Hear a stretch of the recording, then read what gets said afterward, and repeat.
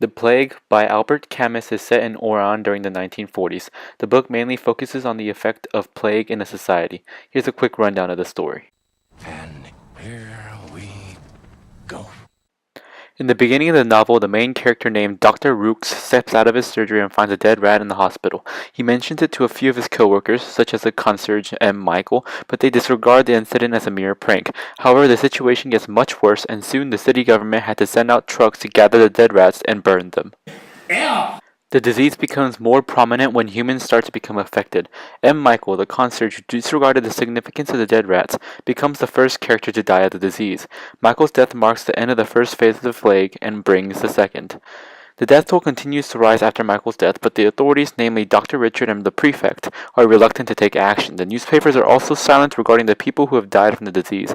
The characters try to continue their normal lives, but suddenly the death toll skyrockets. The immense number of deceased people shock the authorities into action, and the prefect finally declares a state of plague and orders that the town be placed in quarantine.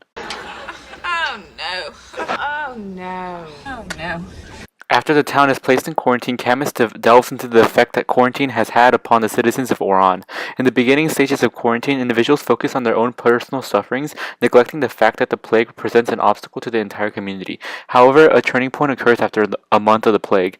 Father Panelox, a Jesuit priest, delivers a sermon on the subject and states that the plague is a punishment that God has sent down to punish the people of Oran for their sins. This sermon intensifies the feeling of imprisonment that the citizens have been feeling and incites mass panic. Violence and riots start to break out and public chaos arises. As the plague progresses further, individuals have forgotten about their personal concerns. The plague is recognized as a collective disaster, and it ironically brings people together. People both wealthy and poor are affected, and in the midst of the dead bodies, hierarchies seem absurd and pointless. Meanwhile, crimes in the town continue and the death rate continues to rise. Burials were shortened to be made more effective, but once the town started to run out of coffins, they resorted to piling bodies into ditches. However, the number of dead bodies got too large, so the town resorted to cremating the bodies. The overwhelming presence of death plunges the town into depression, and the citizens lose all hope and optimism. The plague continues to rage on until mid-November, when the plague seems to begin to dissipate. Joseph Grand falls ill to the plague but ends up making a miraculous recovery. The dead rats, which were the initial signs of the oncoming plague, start to appear again. The death toll figures have also gone down. These signs continue to appear throughout the community, but people are still reluctant to hope because they have been so accustomed to pessimism and depression for the past few months. However, as the quarantine is lifted and signs of life start to flow back into the town, people begin to celebrate their survival and reunion with loved ones. Despite the fact that some people were still grieving their lost ones, the optimism and overall happiness of the city seems odd to Dr. Rooks, who reveals himself as the unnamed narrator of the story. He states that he did not reveal his identity in order to preserve the objectivity of the story, and he also ends the story on an ominous note by stating that the plague can lie dormant for years and strike without warning, tearing down cities and lives of their inhabitants.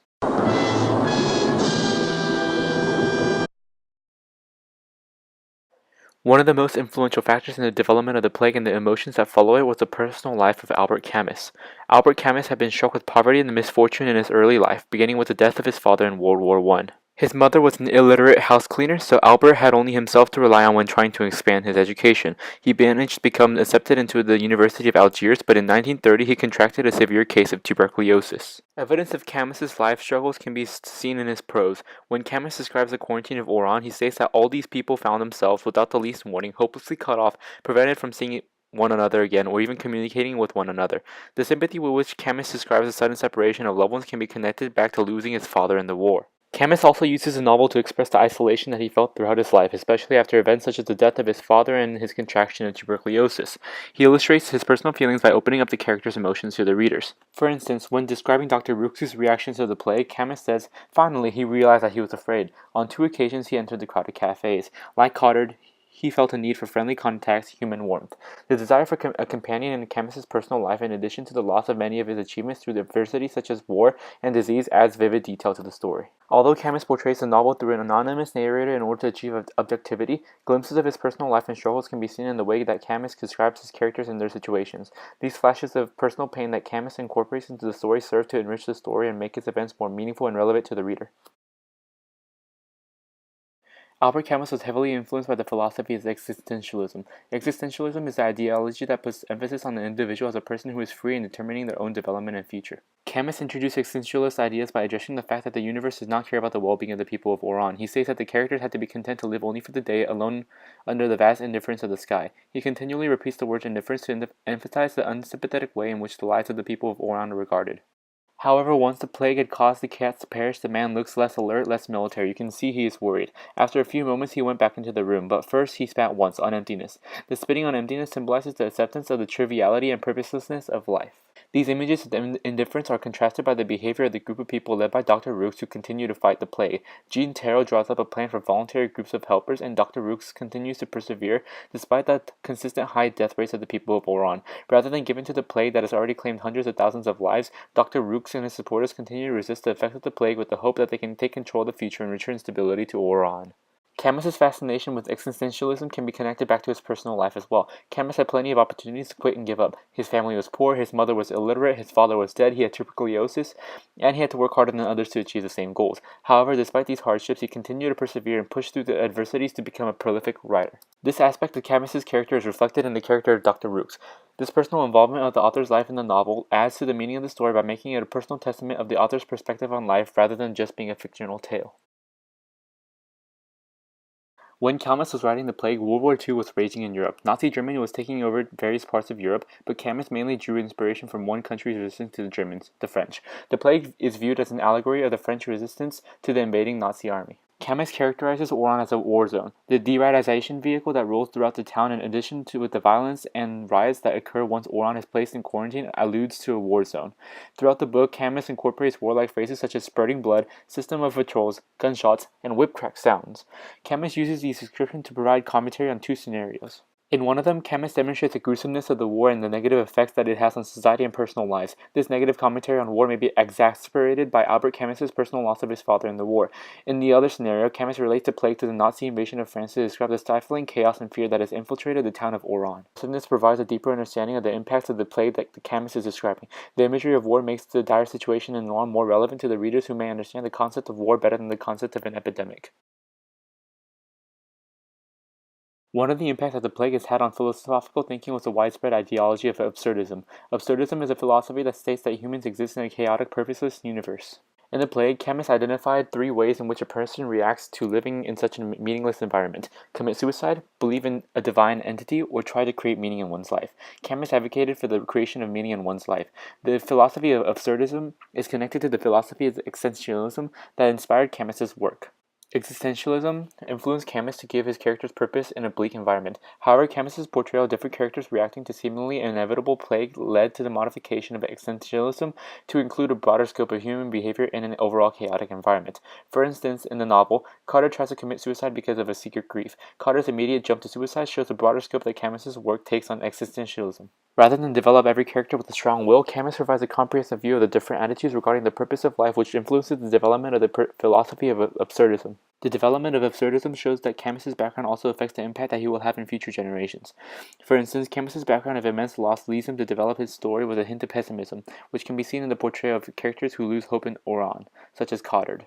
The depressing illustration of a character such as Cottard influences the impact that his work has on developing philosophical ideas such as absurdism, causing absurdism to develop into an ideology and embracing the chaotic universe that a person lives in rather than being an idea only focused on the specific attitudes of certain people. As the plague develops, the ideology of absurdism, an element of individualism or humanism arises as well. Although humanism and absurdism both focus on the actions of people living in an uncontrollable environment, humanism focuses on the rational actions that humans can take in order to bring benefits into their lives. Humanism and absurdism are both related to existentialism in the way that existentialism promotes finding meaning in one's life. However, the two philosophies diverge when absurdism states that looking for order in life conflicts with the chaotic universe, and humanism states that critically thinking and searching for meaning enriches human life. Despite their differences, absurdism and humanism both originate from the same aspect of the plague. They both look upon the actions of Dr. Rooks and other characters such as Tarot trying desperately to find a cure for the plague. This form of thought and rational thinking is displayed when Tarot states that every person in the town must apply strict measures against the plague to himself. The logical thinking and decision-making of not only Tarot but of everyone in the town demonstrates the individualism that results from defying hopelessness and continuing to search for a solution. The different philosophies that are associated with the plague do not have strict boundaries separating them. Ideologies that characterize absurdism could also characterize a minor aspect of humanism. The blurred lines between the different philosophies show that the content, influence, and impact of the plague and Camus's ideas are intertwined. There is no way of truly understanding one concept without gaining knowledge of another concept that is connected to it. In addition to the philosophical ideas of the story, a connection can be drawn between the quarantine of Oran and the modern debate surrounding the morality of the quarantine measures. In the play, Camus describes the effect that quarantine has had upon the people of Oran. The quarantine urged the townspeople to act as if they had no feelings as individuals. The quarantine stripped away the individuality of the people of Oran as they developed the same feeling of exile from the rest of the world. Modern debate regarding the morality of quarantine is similar to the problem that quarantine posed to the people of Oran. Critics of quarantine argue that it takes away the rights of human beings, specifically the right to the freedom of movement. Just like in the novel, quarantine strips away the identity of a person and treats him or her as a part of a larger group rather than an individual. Supporters of quarantine, on the other hand, say that it is an effective method to stop the spread of lethal diseases. In their eyes, the isolation of a handful of people is worth potentially saving the lives of millions, just like the authorities of Oran thought that the suffering of their town was worth saving the lives of people outside of Oran. An interesting and different connection can be made between Joseph Graham's inability to find the right words and perfectionism. Throughout the novel, Graham often has trouble expressing his ideas because he cannot find the right words with which to express them. This hindrance can be seen when he tries to write his wife a letter but remains stuck on the first sentence, trying to revise it again and again until it is perfect. Graham's trouble with finding the right words connects to the people in modern society who wish to achieve perfection in everything they do. Although achieving perfection seems like a beneficial occurrence, Graham's issue with expressing himself provides a different perspective on perfectionism. Graham's obsession with finding the perfect words to express ideas leads to its inability to communicate effectively with other people. Rather than have a positive impact on a person's life, perfectionism can create barriers between people, especially when they begin to focus on achieving perfection rather than clear expression and communication.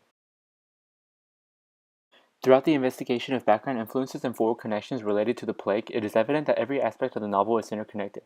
The exercise illustrated the dependency that each aspect of the product has with other aspects.